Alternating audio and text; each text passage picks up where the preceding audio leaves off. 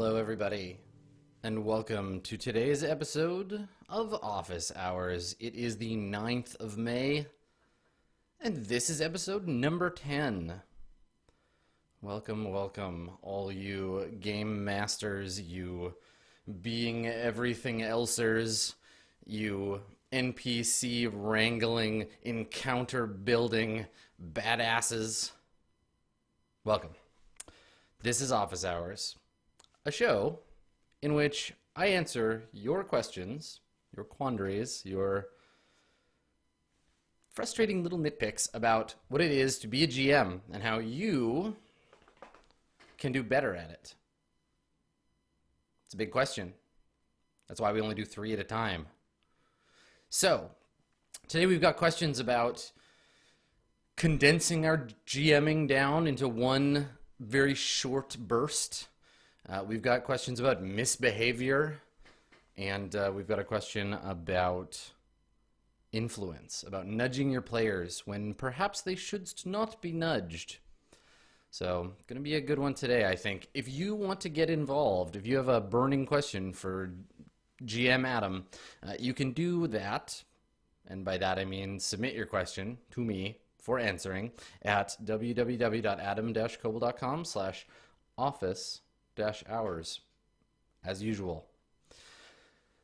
So let's get her started. Today, our first question is about something that I've been thinking about quite a lot lately, because as of the time of the recording of this presentation, while I talk about this, we have Roll20Con coming up, and I too am facing that very same quandary. So let's take a listen. Let's put our ear to the old speakers here and see what we got. Hi Adam, my question is, how do you run a good one-shot? Is it best to plan on all the scenes, or is it better to make up everything as you go and risk the story becoming aimless? How do you make sure a satisfying story is told within a single session? Should you let your players pick from pre-made characters that you design to tie into the story? Do you take time out to make characters from scratch, or do you use partially pre-made characters? What makes a good one-shot as opposed to a good campaign? So I like questions like this because they're practical, right? This is a thing that we often as GMs come up against. It's not a random sort of what if. This is a real thing that happens to people. And because you can tell that Michael here has put some thought into it, right? The question comes with some pre-baked, well, what about these ideas posited in, which is cool.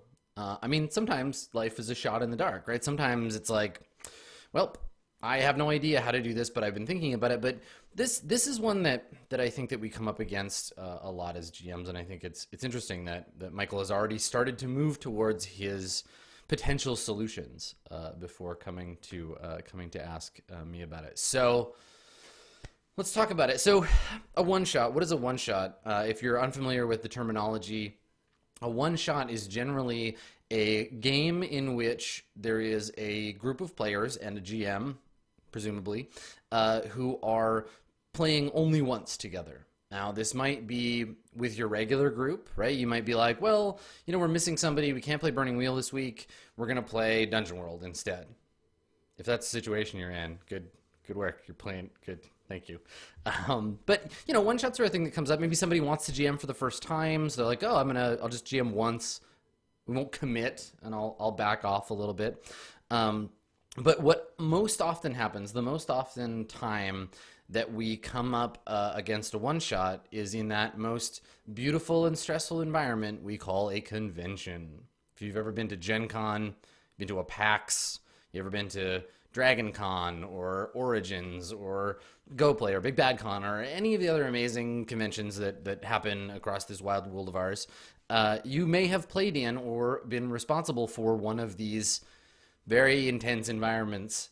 So I want to talk about one-shots because they're very tricky, because they follow up on and sort of play up a lot of our innate fears as GMs. We're gonna get psychological. So one-shots play on our fears as a GM, right? So some things that we're often scared of as a GM is we are playing with people we've never played with before.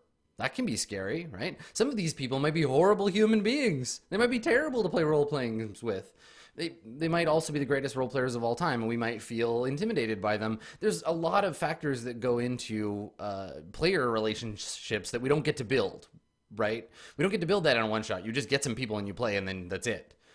And then we worry as GMs about time, too, having a limited amount of it in which to, and you can hear this in Michael's question, a limited amount in which to tell a story, sometimes as little as 2 hours. My optimal game time is like 4 hours with breaks, right? 4 hours, 3 or 4 players. That's my optimal amount of time. But if I'm told you have 3 hours or you have 2 hours, go and play a game, that can be really scary. And I think ultimately the fear that one-shots kind of puts in people is that you have to put all these elements together and make it sing, and it's your job because you're the GM, and that's how RPG culture works. You're the one that gets applauded if it was amazing, and you're responsible for how bad it is when you come out the other side. I'm not saying that I believe that or agree with it, and I don't necessarily think you do either, but I think that a lot of people do, especially people at cons, especially if people are paying, even like Gen Con, 2-hour tickets, it's like $4.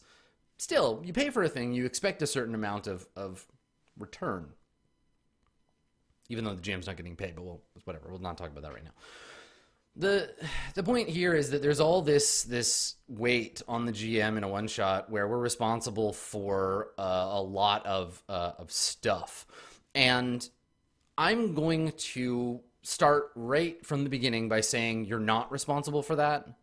Just because it's a one shot and your time is compressed, it doesn't mean it's your job to do all that work to make it work. If it sucks, it's everybody's fault or nobody's fault.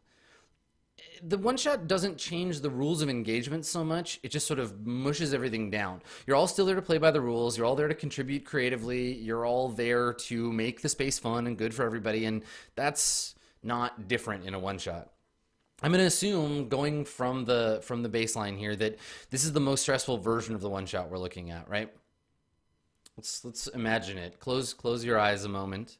I'm going to take you away to a fantasy land. You're at a gaming convention, and you've decided, because you love a game and you want to share it, or you want to meet new players, or you've been asked to run it by the convention organizers, or maybe you're just a masochist who likes time constraint and suffering. You've decided to run a one-shot of something. What are you going to do? What are you going to do to make it work? Fledgling GM, or experienced GM, for all that it matters. So, obviously, what you need to do first is know the rules of the game. Because there's an okay chance that nobody else is going to. You might sit down and find out that no one but you knows anything about the game that you're playing. And that might be a pressure point for you, right? Having to introduce and explain the rules to the players, but also you only have 2 hours to do it. So pick the right game, right? As with a campaign, so go with the one shot. Picking the right game will really help you play. Some games are designed for one shots, right? Made, Dungeon World, Fiasco, Microscope, all work great as one shots. Other games, not so much for the one shot, right? You can make them work, and we'll talk about certain constraints and ways to prep for bigger games, but like Shadowrun, or honestly, in my mind, Burning Wheel, I don't like those games as one shots. Now, you can prep to mitigate some of that stuff, but unless you're really proficient and you're ready to export your own proficiency to other people, you're going to want to pick a system that eases the process. Look for key phrases like low prep, quick play, things like that. But read the rules, because back text of a book will lie to you sometimes. So unless the game is explicitly built to allow for improvisation, like Dungeon World, like when I do Dungeon World one-shots, I plan exactly nothing because it's easier and I'm lazy. Or the games are built to be crafted as you go, like Fiasco, you're likely going to want to have some kind of notes prepared. Anything from a fully crafted adventure, so like a complete adventure path that you think that you can do in one sitting, that's okay, you can have that, to a set of scenario notes, right? Like there's a adversary and there's some bad stuff going on and the players are whoever they are, but we're going to come up against this adversary. or just like a bunch of miscellaneous hoo-ha that you've just got ready in your head to barf forth already, right? You're a good GM. You've cultivated that stuff already. You can just bring that to the table with the right group. You have that ready. I know. I believe in you. So if you're gonna go with like if that's it, if you're playing like Dungeon World or an improvisational focused game, then you're good. You're ready to roll. You don't need to do any more prep necessarily aside from read the book. But if you're gonna go for a specific particular scenario or aiming for like a framework for your one shot, I'm gonna go ahead and tell you something I would never tell you otherwise. All right. I feel like you can go ahead and prep characters for it. I feel like that's okay. It's a one shot. Some of the rules don't really apply that might be there for a bigger game, but you got to pick a game that supports it, right? Like, don't do this with Dungeon World. Don't do this with Apocalypse World because they suck when you have to play pre-gens, because character creation is a part of the experience of building the world and experiencing the game. Pathfinder with pre-gens, much easier unless the pre-gens are suboptimal, right? Unless there's some bad choices. And I'm going to tell you a story. You want to hear a story? You want to hear a con story? All right, so I'm going to tell you a con story. It's about my friend Dan. So Dan decided, poor Dan, decided that he wanted to play a one-shot of Pathfinder at Gen Con a few years ago. And he was like, you know what? I don't really play Pathfinder. I'm going to go learn. I want to try it out. And I'm going to just do some fun stuff. And I'm going to let the GM teach me the game. And it'll be fine. So Dan goes to the table. And the GM, the Pathfinder Dungeon Master, sits down and hands out a pack of characters. There's like a dozen characters. And the characters range from, a gruff loner ranger to a strange wizard to... There's a nice broad selection of characters. And Dan's eyes focus on this one character, right? This character's a halfling, right? Halflings are fun to play, right? Dan knows how to play a halfling. He's a halfling, and he's some kind of mariner. He's a halfling sailor. His skills are like swimming and boat swaining, and he has a gaff hook, and he knows how to tie rigging, and he's like, cool. Yeah, I can get behind this. I can get behind playing a mariner, the sea halfling, right? That's fun. Cool. I'm gonna be this guy. So he takes a character sheet, fills out his name. It's something obscene because that's how Dan rolls, and this halfling is all ready to go. He doesn't have to make too many choices. The character sheet is obscure and strange to him, but he's not played role-playing games never before. So they all sit down. Everyone's picked their characters. They sit down, and the GM says, all right, so as the scenario begins, you're in the middle of a vast and trackless desert. And Dan looks at his character sheet, and he looks at the GM. He looks at his character sheet again, and a moment of sadness passes over our friend Dan and his boat-swaining halfling. And the entire adventure goes nowhere near the water. There is nary a boat. Literally nothing happens in the entire scenario in which he can use any of his skills. It's just do not do that. I know you won't, because I trust you. Don't be that guy. Don't be the GM of that game. The point here is that if you're making pre-generated characters, make sure that they fit the framework you've created for your scenario, right? Don't feel bad about pre-genning stuff. I mean, heck, like every LARP I've ever played hands you a character, right? It's like you are, Private Horse, or you are Prisoner 61654, right? They give you characters to play. That's a built-in thing for a lot of Nordic LARP. I mean, heck, Burning Wheel's one-shot scenario, the sword, gives you pre-generated adventurers to play, because it's not necessarily about making the characters at the table, and God knows you'll never be able to make a Burning Wheel character in less than a few sessions anyway. So it's certainly possible to have fun with pre-generated characters. If you have a scenario in mind, like say you sit down at the table and you're like, this is a game about warring ninja clans. I really want to introduce all of you to this game I love, Tenra Bancho Zero. And instead of asking you to make choices about a game you've never played, I'm going to give all of you a chance to pick which member of the ninja clan you want to be. Are you interested in Koji, the mysterious elder who leads this clan from the shadows? Or would you rather be Go, the brash young shinobi who wants to prove herself to her parents? Right? It's okay. You're still giving people choices, but make sure that these choices are varied, they're diverse, they're interesting, and don't overdo it because it's going to be overwhelming already. I would say 2 to 5 additional choices on top of the number of players you're expecting. So that way it's not like, here's 40 characters, especially in a game that's mechanically focused, because you'll have a mix of players with experience, and sometimes they're going to end up getting caught up in that stuff.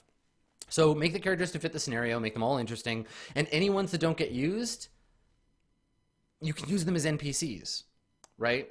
So games like Sagas of the Icelanders that create a social environment with a bunch of different players in it, you're just asking them to inhabit a specific character rather than fitting the characters into a scenario. Now, I got to give that advice carefully about creating pre-gens because I think so much of learning the rules of a game, especially a well-written game, come from making a character. But in that 4-hour slot, 1 hour of character creation might be a hard choice to make. You got to trust your knowledge of the game and go from there. On the actual play side of it, if you sit down at the table, I mean, set expectations. Talk about how it's a one-shot and, you're all strangers, and acknowledge that stuff. What matters is everybody is here to have fun, and ask people about things they're excited about seeing in the game or what they're not interested in, right? Think about having, if you want to, if this is the kind of game you like to run, think about having a talk about like lines and veils or the X card or a bunch of other, there's a lot of different like safe gaming environments tools you can use if you choose to. I know a lot of people really like the X card. And take a minute before you play. Like, don't just jump into it. Break the ice a little bit. Like, ask people what their name is. Get everyone to go around and say what their pronouns are. If it's their first time at this con, have them say something interesting they've seen so far. Take part in that conversation and let everybody have a bit of time before you jump into the game, because people need time to get to trust each other, and trusting someone makes for a good creative vibe with them. Even just like a little, even just knowing someone's name and like something small about them. It can feel corny and silly and like a bit like an AA meeting, but like, you can, there's things you can do to take that time and then get into it. If you're playing an improvisational game, just facilitate and do your regular GM stuff. If you're playing from your prepared materials, stick to it, but be brave enough to let the game wander somewhere else if you feel like that's what everybody's into. Personally, for me, I flowchart my one-shots. So I make a bunch of nodes of like stuff that might happen in a game, and then connect those with sort of if-then connections. So like, maybe the Prince of Boise might get killed, and if the Prince of Boise dies in the first hour, maybe that means in the second hour, the High Primarch Deluxe might make a move for political advantage. I have the distinct advantage here of running very structured games. Like, running games on Twitch gives you acts, right? It gives you slots to make things happen in. So I've started to think more cinematically about how acts function. But for you, if you're used to playing a more free sort of associative, 6 to 8 hour session, this is going to be a bigger challenge. But be fluid, right? Be willing to play to see what happens and get excited about what people are bringing to the table. Like every role-playing game, you're never going to be fully prepared, so that fear will only fade after you start to vibe with the other players. Honestly, like, if you want better advice than I can give you, if you want more discussion on the topic, I'm going to suggest you seek out the Games on Demand community, predominantly on Google+.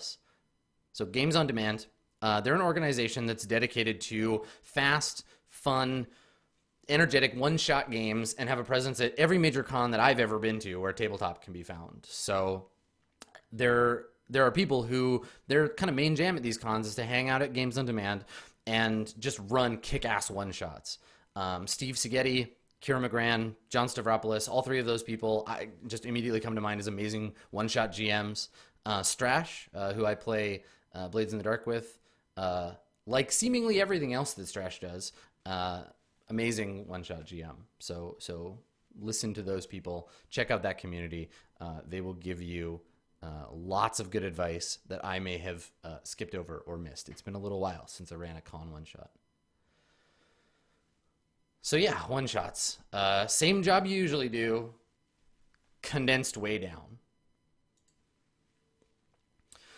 So kind of moving along that line of knowing how to be, or to notice player interaction and kind of that pressure of like being a good GM or being a good player. Our next question is about player behavior, and what constitutes good or bad behavior on the part of a tabletop role-playing gamer. So. Hey Adam, Foxy here, first time, long time. I've played games with a lot of different groups, online and off, and it always seems like there's that one person who just rubs the rest of the group the wrong way. So I guess my question has two parts. One, what behaviors do you think make a player good or bad, so I can avoid being that person? And two, as a GM starting a new Roll20 campaign, what steps can I take to recruit the best possible group for my game? Thanks. Right. So what makes a good role player? Right? What makes a good member of a tabletop role-playing group? I mean, this is an easy question, right? A good player is someone who's just going to do whatever the plot demands, and then that's it. A bad player is everyone else, right?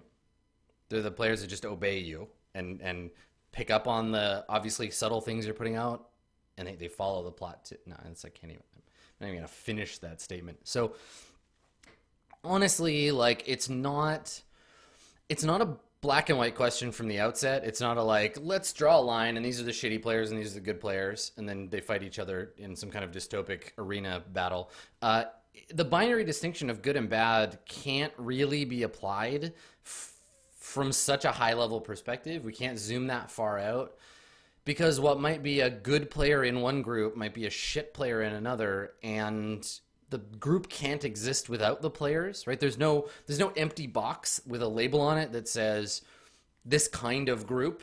The group is an organic development, like the narrative, that emerges as we play together and learn how to play. We can't call out these specific player types as being better or worse to play with than others necessarily, but what we can do is talk about what we can strive for to be a more conscientious player as a person, what we can do better to be more helpful creatively, how we can engage with rules more fairly, and try to just improve ourselves and hope to be a better member of any group, right? There's some sort of generic stuff that we can work on that might not be good or bad, but might encourage awareness of these qualities as we move into a new group. And as a GM, if we're searching for a group, we can start to look for things that jive with our play style and each other's play style. We can talk about adaptation. So in my mind, the only thing that I would call out as being a universally, whatever group you're in, like straight up, doesn't matter what game you're playing or with whom, the only universally good behavior, the only thing I can think of here, when you're playing an RPG, you really have to do this to be considered, in my mind, a good player. And this is going to be funny. You're going to laugh because you've seen me play with people who don't do this, even though I love them. Learn the fucking rules. Seriously, it's a game. Learn the rules. Like, figure them out. Read the goddamn book. Because we would never let someone get away with not knowing that you like dribble the basketball, or like you're not allowed to pick the soccer ball up and like throw it in the net. Yeah, sports metaphor. So why is it okay to not know the rules in a role-playing game, right? Like why is that okay? It's not okay. Learn the fucking rules. And I'm not saying you shouldn't play with anybody who doesn't know the rules. You shouldn't be like, well, I'm going to gatekeep you, and if you don't know the encumbrance factor of a bec de Corbin when carried by someone with 1800 strength, you can't play in my game. Don't be that fucker. I'm not also saying that, I'm saying you don't, and not everybody learns at the same pace. You don't learn immediately. You don't have to learn before you play. I'm just saying a willingness to engage the game Learn the rules that matter to your character, and participate with the engine of the game with an open mind and an eager spirit. That's the best place to start as a player, behavior-wise, if you want to be a good player. Learn the rules, right? Because it takes so much pressure off the GM to be a rules encyclopedia, and it frees them up to do, their job, right? Like a GM with 4 players, none of whom know the rules, who are constantly asking, "Oh, sorry, what's my attack? If I attack with my dagger, but I'm hiding, is it a +3 or a +5? I've asked you 16 times, but I never write it down because I'm kind of a selfish asshole, right? Don't be that. If you're that person, just try a little harder. Like, just go open the rules book, go pop that PDF up, just check it again. Make a note, figure that shit out. Beyond that, right? Like, beyond putting that stake in the ground, I think a good player is often just someone who's able to communicate well, right? And I don't mean that they share the same first language as you. I don't mean they're able to floridly describe things at the table. That can be fun, but it's not what I mean. I mean, they're able to talk stuff through, communicate their thoughts and feelings with the group, and like contribute to the conversation. Communication is a two-way street, right? So they also have to be able to listen. They also need to be able to absorb what's happening, because that's how you have a good conversation. And a conversation is what a role-playing game is.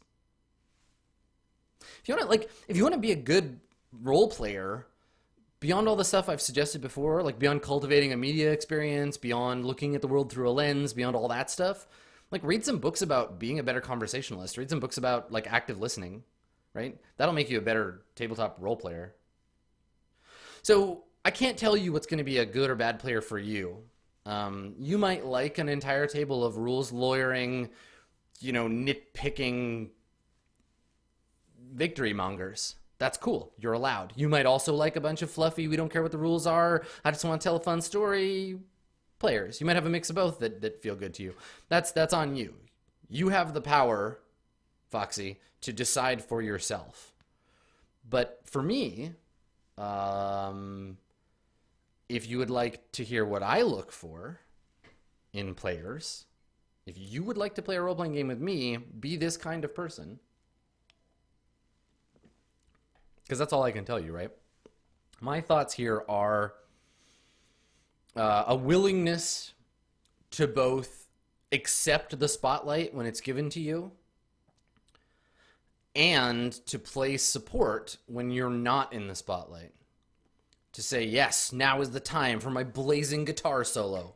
But when it's not your time, step back and play rhythm guitar for someone else, right?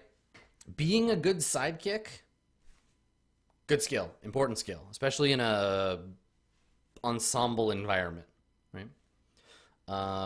Listening actively, right? That's another thing.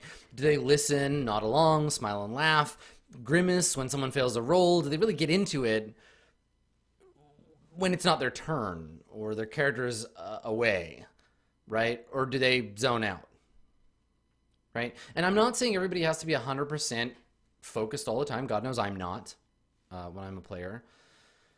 But hearing someone saying something and reacting to it as a person, right?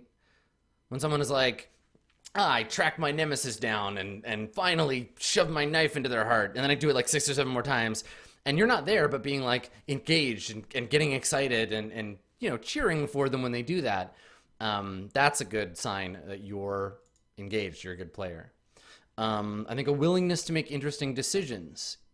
And I'm not saying necessarily like decisions outside the game or outside your character, but just like trying to be an engaging person in the rules, making things fun for people. Now, there's a wide spectrum of this. On one end, there's the I only do what's optimal player.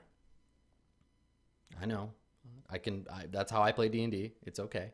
So there's the only doing the optimal thing, and then on the far end, there's the I always make things more complicated than they need to be. The characters that over plan, or the characters that are pure chaos. Right? These are the chaotic neutrals. The like, well, I'm just gonna goof off, and that's interesting, right? Finding a balance for the group and fitting into it in terms of making interesting decisions. That's important to me as a GM. I personally really like between session engagement. I'm not always the best at it because I'm a really busy person, but I love when players think about the game between sessions. Don't judge people if they can't do this. This is a cherry on top of the good player sundae for me. But I like it. I like getting Skype messages that are like, oh, what if this faction did this thing? And what if that thing I stole, what if it actually belonged to these people? Steven is amazing at this. Steven is so good at this. Steven messages me about stuff in between games all the time to let me know. Wheat, too. Wheat is also very, like, primo at, like, having these outside conversations as a player about things that might be interesting. And keep in mind that this, like everything else, is in moderation, right? You don't want to have someone who's obsessing about the game and assume that makes them a good player. Obsession doesn't always make for, fun play either. And then lastly, I would say being supportive, right? Being supportive and fostering of both existing and new players. Helping people who are new to the rules learn them.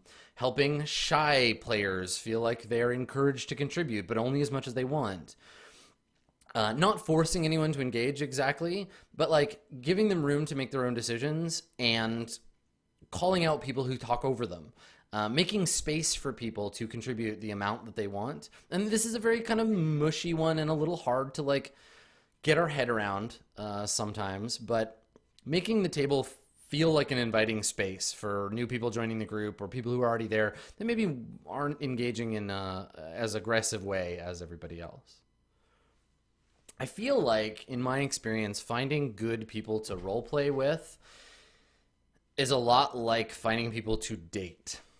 And this is becoming a theme here on Office Hours, where we talk about how role-playing games are like relationships, but it's cool because I think it stands. Finding a good player is like finding someone to date. You might not know when you first meet them whether it's going to be a good relationship or not, and someone who might work for you in this campaign may in a later campaign not be a good fit. And I think you can know what you're looking for, and you can make a checklist, right? I want players who,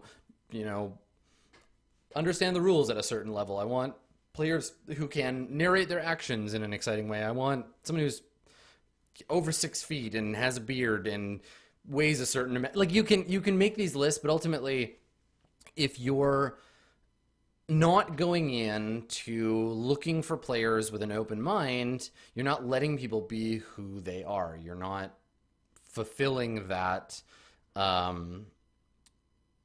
playing to see what happens, right? Playing to see what they're like. You want to be curious about people and learn what they love about role-playing games and try to make space at the table for them to be who they are. Because if you're forcing someone to act differently because of the game or the campaign or the group, or you're forcing someone to pretend, they're never going to have as much fun as if the campaign is a thing that fulfills everyone's needs to some degree. And now, that being said, don't put up with abusive bullshit, right? If giving someone space to be who they are makes space for a douchebag, don't put up with that shit. Not from players, not from anybody. You are better than that, and your players are better than that, and the world is a better place if we just don't put up with abusive bullshit. So if someone is being trash, tell them. Being trash, not a good way to be a role player. So finding a good group of people to role play with is damn hard. It's real hard. And by being clear about your hopes and expectations for the game, not for those people, talking about what you want to get out of the experience and having firm, clear boundaries about the ways you want to play, and then letting things develop organically around that is the best way about it. It's the best way you can do this. And often, if you do that work and you say no when you mean no, and you have these boundaries and standards, it might mean you play less, but it means the play that you're going to engage in is going to be better.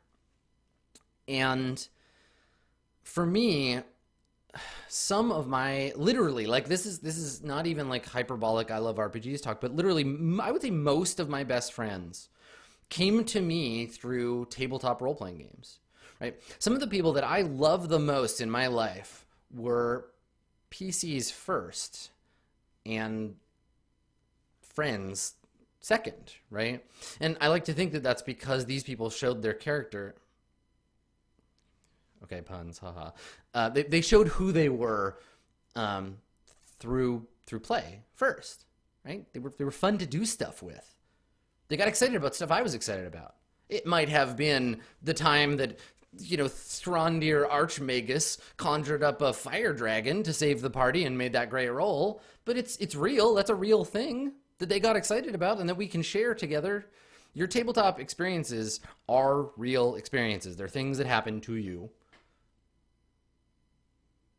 It's a conversation that you're having with your friends for hours and hours at a time, just like sitting around at a bar drinking delicious beer, talking about your lives. You're just talking about a fictional space. And so conversation builds intimacy, and intimacy is what friendship is built on. So you can build that with people in a game environment by being aware of what you want and need and looking for that.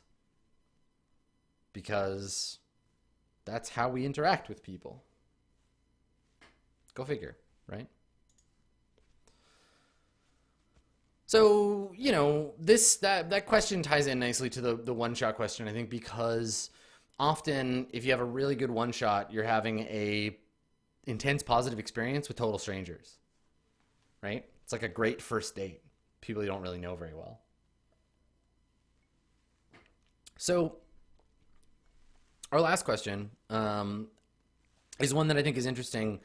It's interesting once per campaign, right? It's very important once a campaign and then becomes less important, but it can set the tone for the entire campaign from there forward. So, hi Adam, my name is Allison. One of the questions I had was, how much should you influence the characters your players are making? You want them to have the character they want and a character they know they're going to have fun with. But at the same time, you know the group is going to need certain types of characters. Like someone who can fight, someone who can heal, someone who can break into a building kind of things. So how do you get those characteristics that you need while still allowing all of your players to have the character that they want? Thank you very much for your time. Hope you have a great day.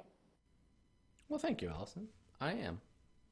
So Allison wants to know about influencing character creation, right? And like so many of the questions that I get, it's more complex than a percentage answer, right? I can't be like, well, like a little, but not a lot. But like, I don't know, influence like 20% of their decisions. Because there's really two kind of like broad separate reasons you might do this, and we kind of need to address either of them independently and kind of overlapping of one another. So one side of this is about the campaign, about situation and setting and premise, and the other side is about the game itself. Right, the rules and the way the game works. So we'll address the game side first because I think it's a clearer answer. So as a GM, you're often in a position to be the most experienced person at the table, right? You're the one that maybe read the rules and understand this game better than your players on a mechanical level, right? You're the lady with the rule book. So that puts you ahead of your players, and they're going to look to you to make informed decisions about the rules when they're making their character. You're going to have an idea about what this game does well, what it doesn't. You're going to know the lies that the text is telling you and to ignore them. You're going to know how the rules intricately interact and how to create a more positive mechanical experience because of that, right? And that's okay. You're allowed. Okay.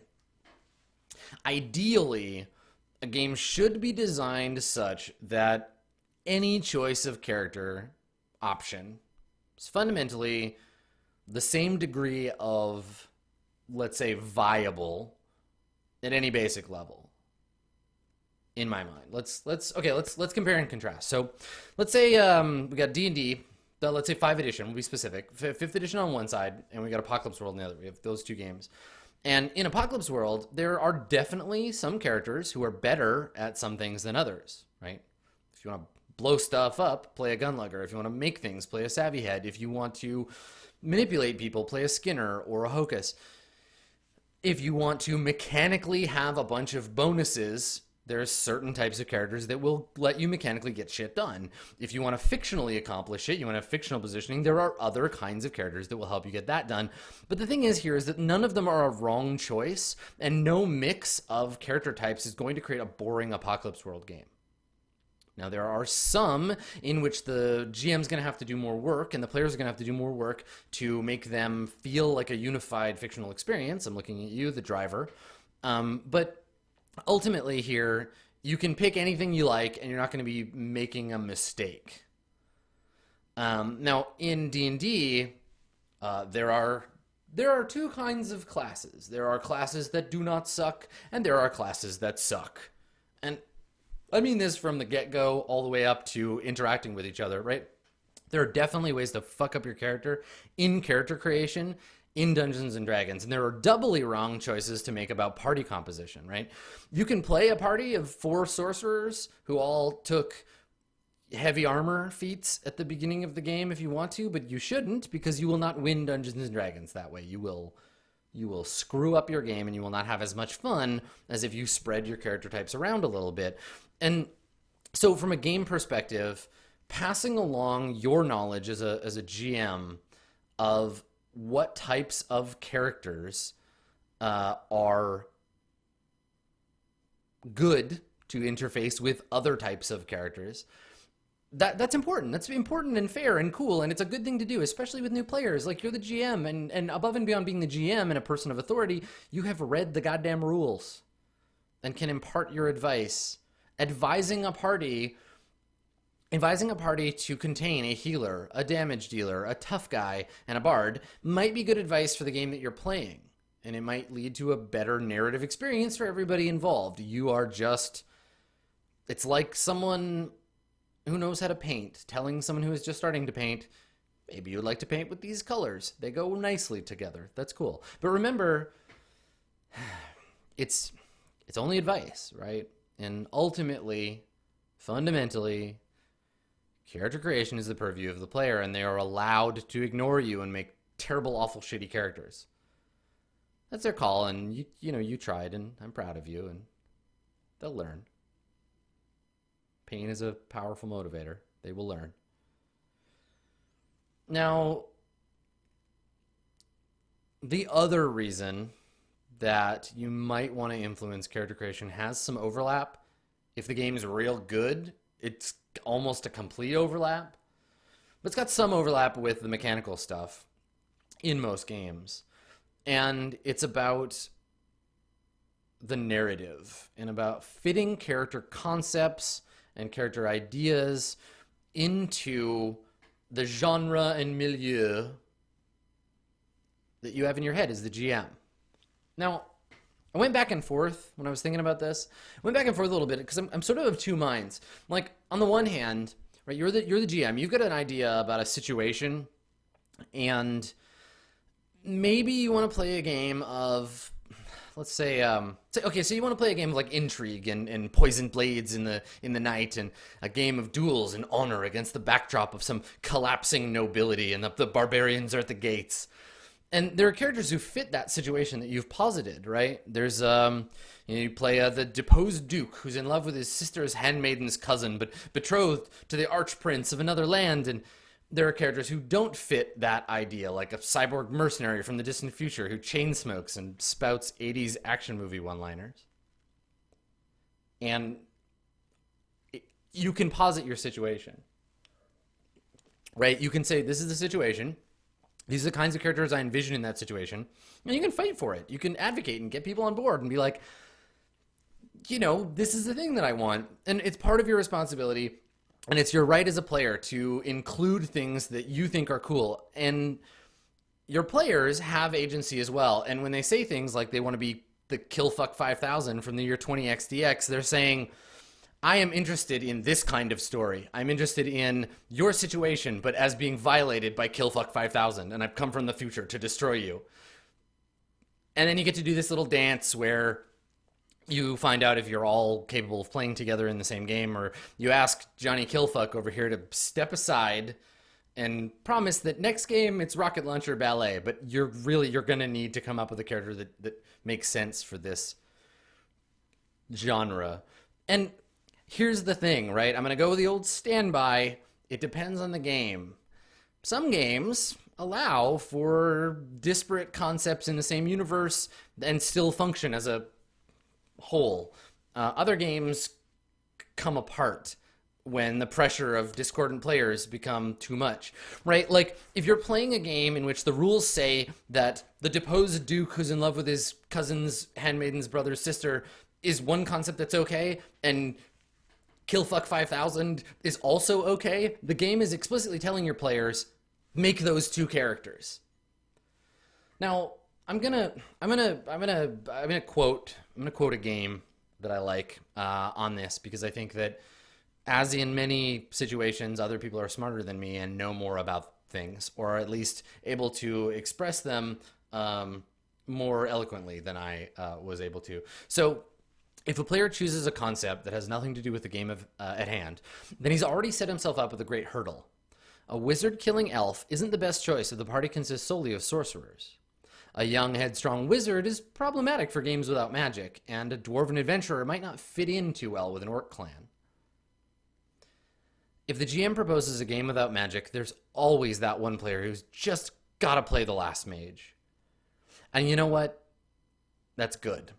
Before the game's even started, we have a spark of conflict. We have the player getting involved in shaping the situation. Discuss the situation as you present your character concept. Tie them both together. A dying world without magic, the last mage, a quest to restore the land. In one volley of discussion, you've got an epic in the making. Start mixing in the other character concepts. They should all be tied to the background. The cult priest is sworn to aid the last mage and then spill his blood so the world can be reborn. The Lord High Inquisitor, whose duty it is to hunt the gifted, but whose own brother is the last hope. Now we're talking. So, this is a thing that people do because they want to be special. Media does this all the time. We want to feel like our character is unique and important, and this is one way to do that. So that's cool. That's fine. But Burning Wheel, the game I just quoted, Burning Wheel has a contained situation. You cannot play a cyborg vindicator from the future in Burning Wheel. You just can't. The game will not allow it. And if you try, you can get fucked, basically. I like having games that back that up. Now, some players do that kind of thing where they're like, oh, I want to be the only cyber wizard in the universe, because they legitimately have some idea about a neat angle you might not have considered. Some players are just lazy and want to play the same dude in everything. Some players are trolly jerks. I'm going to let you decide which yours are. And as far as influence goes, this is a conversation about the kinds of stories that you all, as a group, want to tell together. And it's about incorporating various people's passions and making concessions for the greater narrative whole to make room for everyone's voice. Even yours, as the GM, maybe especially yours. So, advocate for the things that you want, right? Listen to your players. And trust the game to be able to survive having varied character types if that's something that's included in the game. Well, unless you're playing GURPS. Never trust GURPS. So that's it for today's episode. I hope that it has answered at least the questions of the 3 people who asked them, and I hope it's given you a little bit of food for thought for your next session.